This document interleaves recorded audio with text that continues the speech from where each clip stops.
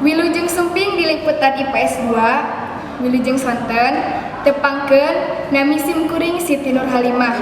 Di dieu simkuring baris medarkeun hiji warta nyaeta kadurukan di Australia. Di dieu di liputan IPS 2 simkuring atos terhubung sareng wargi Indonesia anu ayeuna nuju di Australia. Anu namina Kang Rizky Faturrahman. Kang, di dieu simkuring bade naros eta teh di mana sareng iraha kajadian kadurukan teh? Di Victoria di bulan Desember 2018. Teras kunaon kadurukan bisa kajadian? Kadurukan di hutan Australia kajadian kusabab cuaca panas sareng garing dugi ka 41 derajat Celcius di November 2018. Sareng saha nu jadi korban dina kadurukan hutan teh?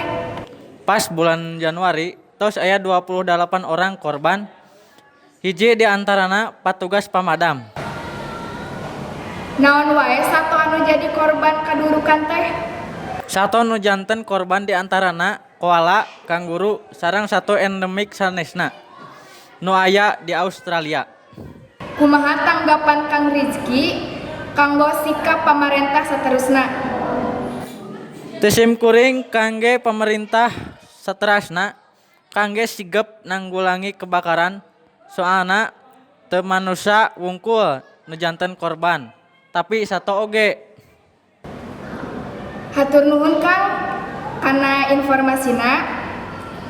Mugia wargi anu di Australia sadayana saralamet. Amin. Tepang deui di liputan anu saterasna. Hatur nuhun.